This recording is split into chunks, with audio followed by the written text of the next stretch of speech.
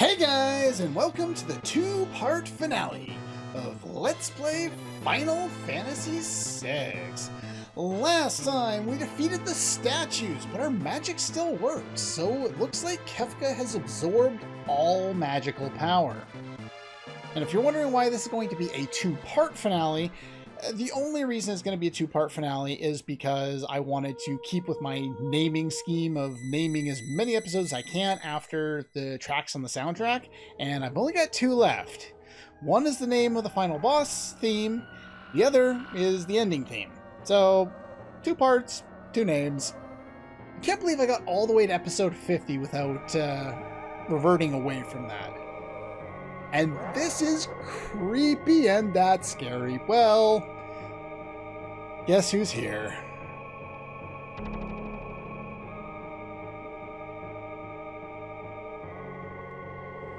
I knew you'd come. I knew you'd make it here, so I prepared some suitable entertainment for you. Practicing your greeting, have you? How long are you gonna let the destruction continue? How much do you have to destroy before you've had your fill, Kefka? See, that's the thing.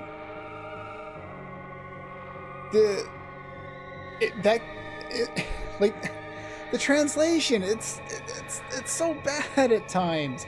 Like, I always thought that this line was Kefka laughing at us, but apparently it's the other way around.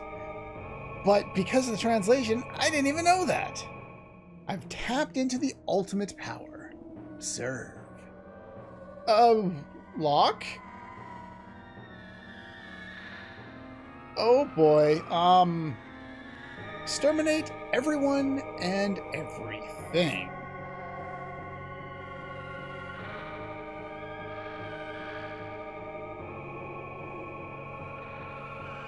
People will keep rebuilding things you take from them.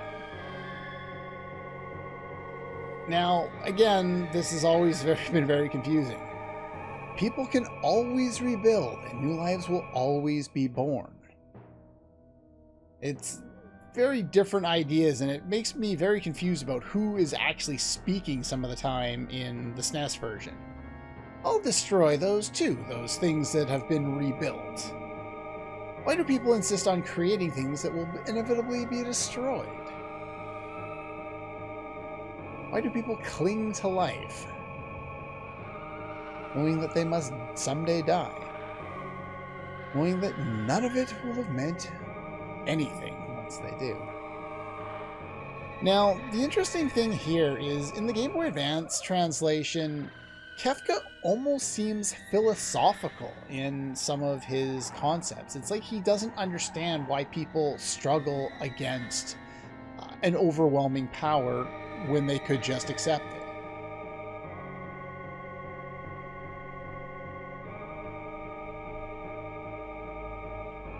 In the SNES version, they focus on the idea of not having ultimate power, not being able to live forever, not being immortal, that kind of thing. It makes Kefka seem more like a Saturday morning cartoon villain than he does in the Game Boy Advance. Now, I don't know whether one of them fits the character of Kefka better or not, but we've seen both aspects to the Kefka character over the course of this game.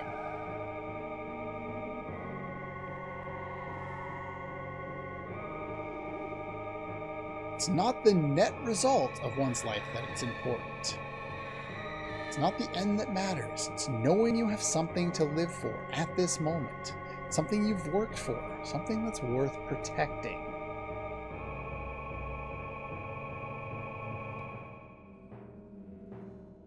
I prefer the Game Boy Advance take on that line, personally.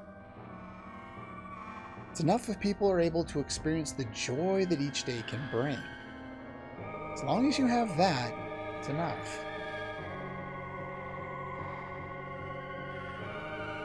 In this nearly dead world of yours, have you found your joy? Well, we kinda have. It's been part of each of our characters' arc up until this point. We've each had struggles, reasons for not, for wanting to give up, and we've each found a reason to move on. Tara knows what love is. Finally, she has found acceptance. Locke has learned to find a person worth protecting in the Game Boy Advance, and, well, he's learned to celebrate life and the living in the SNES. I like how the Game Boy Advance really focuses on, yeah, Celeste is very important to him. My family lives on inside of me. Cyan has gotten past the loss of his kingdom and his family and is able to fight, with a full heart for the first time, basically, since we met him. I know what friendship is and family, even if I'm not going to admit it. It's my dream to build a kingdom in which I can guarantee freedom and dignity. A peaceful kingdom. Edgar hasn't really gotten past a huge block in this game, though we saw him get past some of those blocks in the flashback, him and Sabin both. Come to experience anew the loves of my brother. A loving brother who always looks out for him. So yeah, they've been able to reconnect. That's a big part of their story. I've met someone who can accept me for who and what I am. I have a special granddaughter that I need to protect. A brave grandfather who will stand by me through it all. My friend's airship and her love. And Mog has nothing to do with this story, but he's here.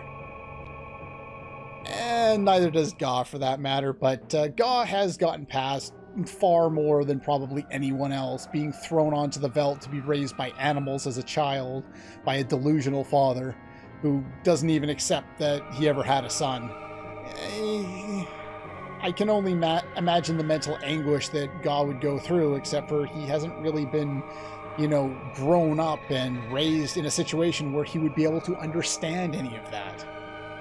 It absolutely insane what that kid must have gone through.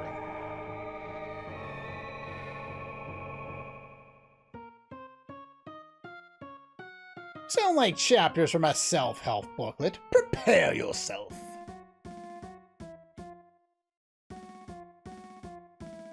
And now for my next trick, I'll make you all disappear. Now, in the Game Boy Advance, he's not focusing on making us disappear, but all those reasons that we gave for what brings us hope in this world, he's gonna snuff those out. The Game Boy Advance translation actually makes him far more evil than the Super Nintendo version in this particular case, and I love it. Every last one of your sickening, happy little reasons for living. Kefka, you crazy son of a bitch. Oh, well, he's got more weird laser powers. I command the greatest power in the universe. You may as well be the dirt on the bottom of my boots, or the dirt stuck to the bottom of that dirt. This reminds me of something. All right, maggots, listen up. Popo's about to teach you the pecking order. It goes you, the dirt, the worms inside of the dirt, Popo's stool, call me, then Popo. Any questions? Yeah, that's pretty much what it reminds me of.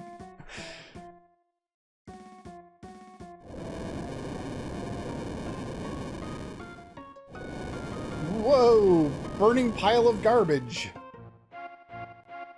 I will destroy everything. Create a monument to non-existence. I love that line, I really do. I don't quite understand it, but I love it nonetheless. In the Game Boy Advance, he kind of loses a bit of it. I'll create my own empire of death. Which is also somewhat cool, but creating a monument to non-existent, like a monument to the fact that nothing no longer exists, just him being completely crazy on his own. I love it. It's fantastic. life will go on. There will always be people and dreams. I will hunt them down. I will destroy it all. Destroy, destroy, destroy. I will not allow you to harm another living thing. What fun is destruction if no precious lives are lost? Yeah. Kefka, you're an evil, evil, crazy, insane clown.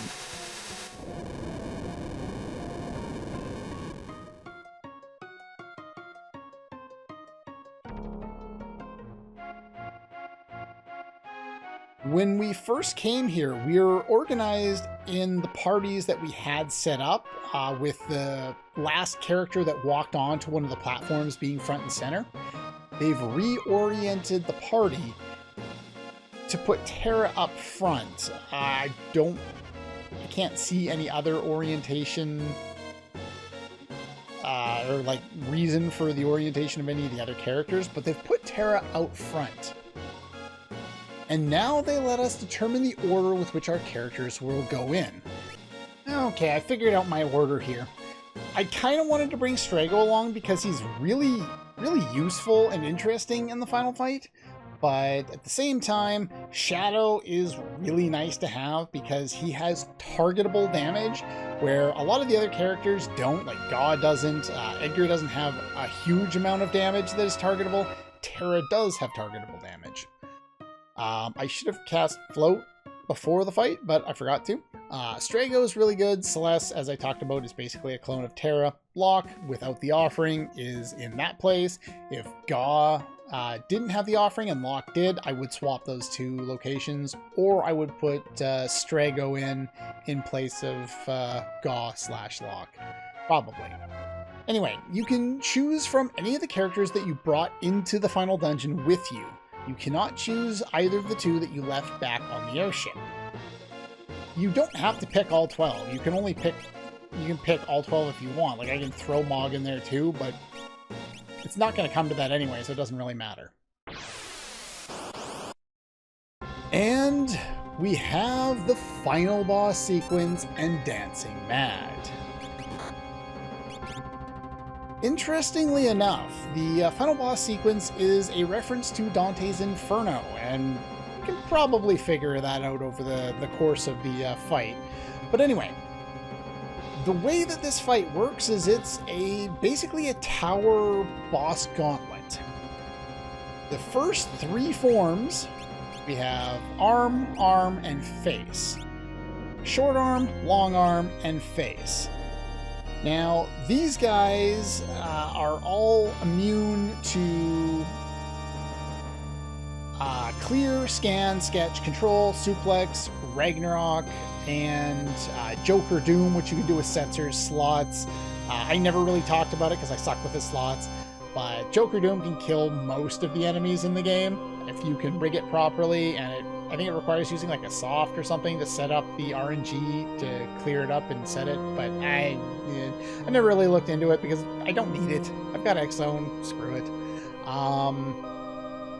But yeah, the guys in the first form here, Face is weak to fire, Short Arm is weak to water and mute and berserk, Long Arm is weak to wind, death, and petrified. So Air Anchor we're going to use on the Long Arm here, which is the one you can actually see, and it'll die on its next turn. Rage, we're going to rage you into Stray Cat and Cat Scratch. Well, you didn't need to attack all that one, but yeah, doing absolutely massive amounts of damage. And what else can we do here? Face was susceptible to fire, so we'll throw Flame Sabers at it. Terra. Let's see, what can Terra do? Terra, before we get too far into this, is going to set up Life 3 on everyone. It's kind of important to set up Life 3 because bad things can happen, and if they do, we want ways around it. So yeah, that guy died. The long arm there, it's no longer there. So now we can just jump. And let's see, so the short arm was weak to water, was it? I'm Short arm is weak, or yeah, face is weak to fire, short arm is weak to water. You can mute it if you want, but it's going to be dead before I get a chance to do anything, so we'll just Flame Saber you. But yeah, Shadow's really good in this fight, as long as you have good things to throw. Now, one of the interesting things about this this whole sequence here... Are you dead yet? You're not dead. Okay, well, we'll kill you here. Each time you get through one part of the fight, or one tier of the fight, you move on to the next part. Status effects remain during the transition.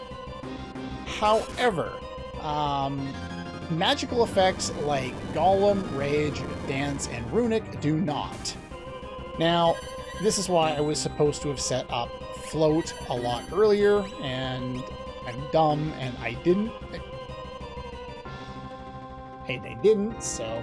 Yeah, but yeah, it's this great tier. The music is set up so that it will change as soon as you start the next phase, and it's actually incorporated really, really well. It reminds me of how they did a lot of the transitions from song to song in Final Fantasy VII Remake, to be quite honest. It's really well done. Now, Rage is removed in between times there, or in between phases.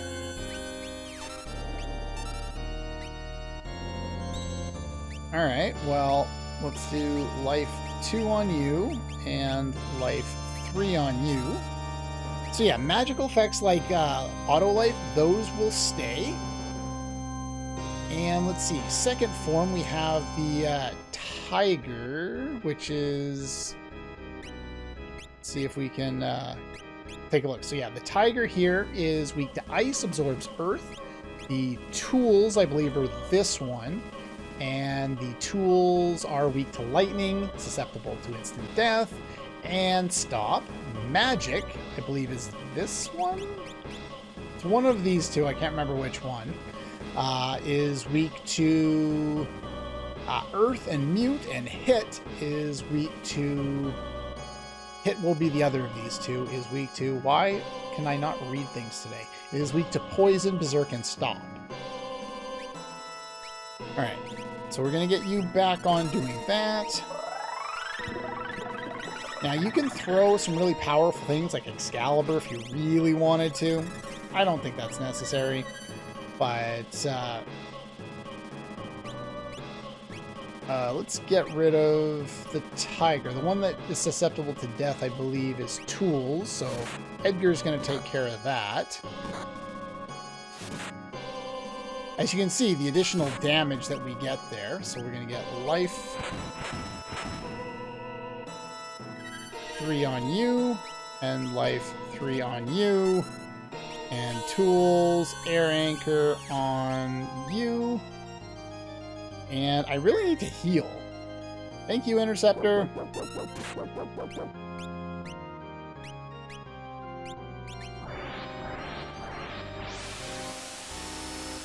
Unfortunately, they like to get a lot of turns in, and you're really starting to piss me off. Can I please heal for 2 seconds? I don't think I've ever struggled this much in this fight before. Why is the game being so rude? Alright. Heal. So yeah, pretty much any of the rest of the enemies are floating, so they will take massive amounts of damage from the sniper setup on Gaw there. Now, please, can I get things set up so that I'm not dead? Thank you very much. The rage that you're... Really? Stop! Let me cast things! Please, let me cast something! This game. This fight really isn't this difficult. I don't know what's going on. I'm not able to actually hit any enemies because I'm spending the entire time not doing what Terra is supposed to be doing. Heal, please. Why are you out of rages all the time? There we go. So yeah, that's what you can do. It's 50% of the time, it will do 4 times damage to anyone floating. After the first phase, everything floats. So yeah, Gaw can do ridiculous amounts of damage. Alright, now we're healed. Now we're not instantly dead when we try and do anything. Now we can reset up auto life.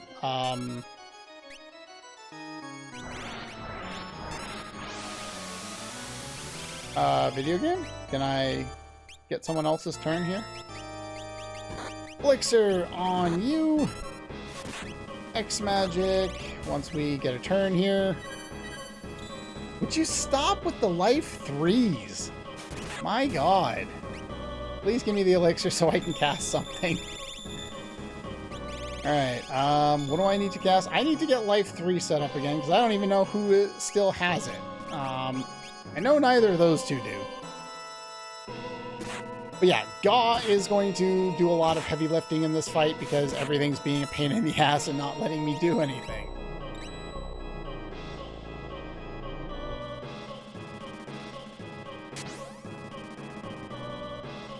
Well, would you stop jumping before life 3 gets off? I keep wasting turns trying to cast things, and Edgar jumps too fast, and Terra takes way too long to cast spells.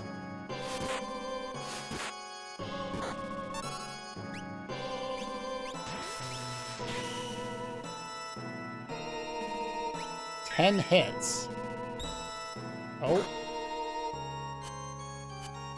I believe this is one of the on death abilities that one of the guys has.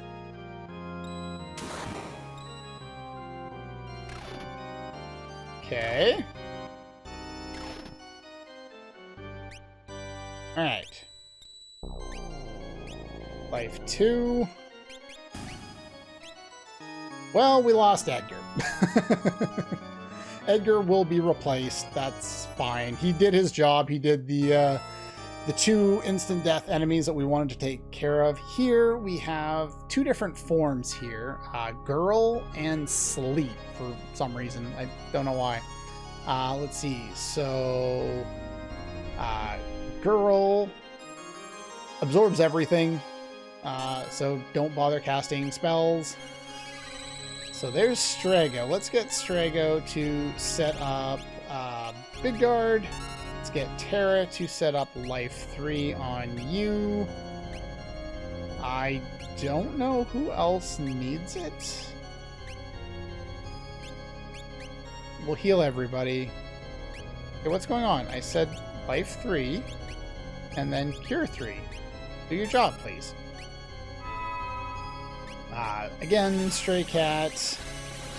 Sleep is going to only do one thing, which is calmness, and I believe that's an instant death attack or something like that. And then Girl will only use Whirlwind and life 2, and also calmness. So there's that. So I think that's Girl and that's Sleep. So let's kill the Girl first, since she's doing all the healing. Not susceptible to anything, neither is the other one, so that's fine. Here we're going to set up... Where is it? Grand Train.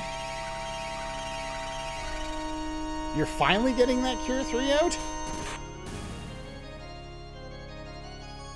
There we go. Now I think everybody has life 3 on. Now I could use Quick. It's one of the things I've learned for everybody, but I've avoided using all game long. So there's Haste 2. I think most of our... Actually, you know what? I think all the characters have frickin' Haste 2 at this point.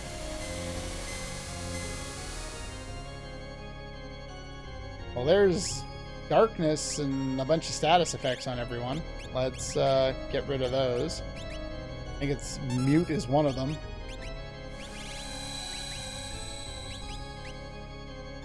Get rid of it on you two. Gaw can still do what Gaw does. There's some Medio, which we have enough magic block to get Round. And what else? Yeah, calmness. I'm not sure what that does. Whatever.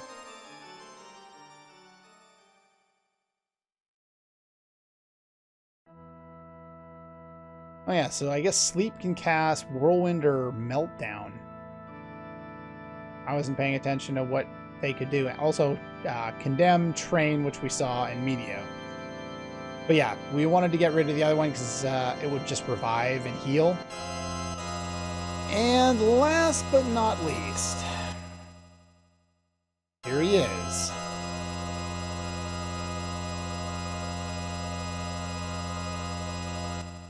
Before there was a one-winged angel, there was a two-winged angel. Life, dreams, hope. Where'd they come from? Where are they headed?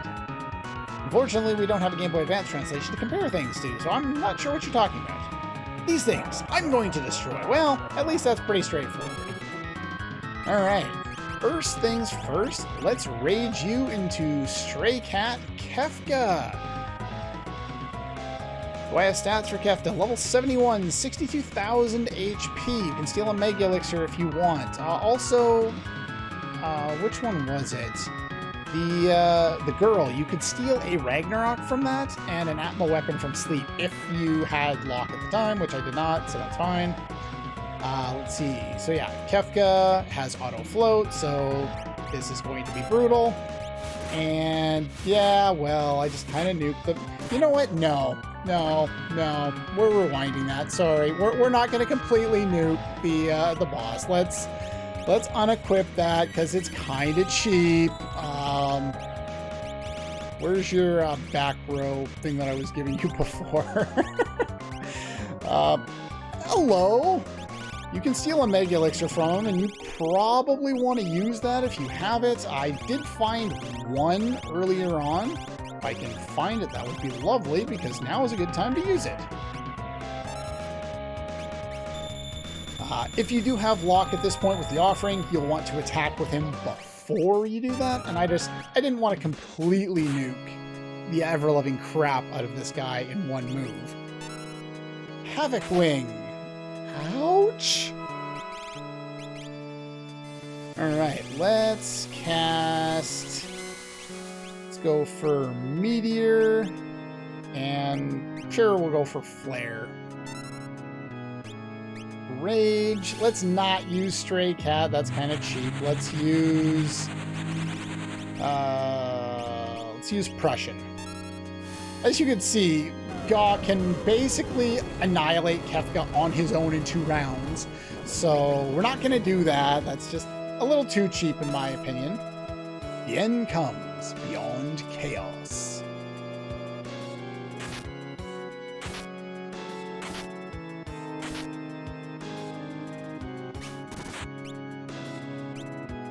Goner.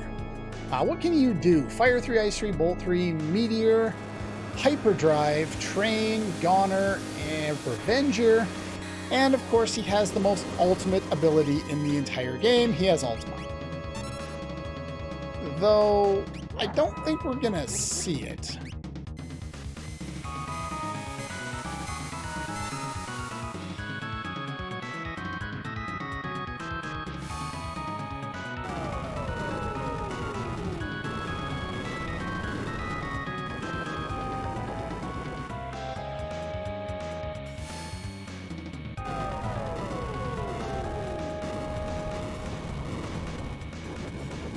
Not really much else to say. I just figured I'd let you listen to the music for a while.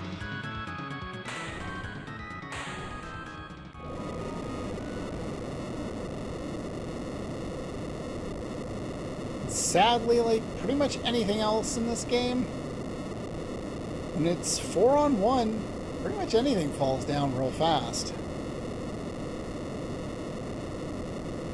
Though I have to admit, Kefka has one of the most epic, long, drawn-out dissolves in Final Fantasy history.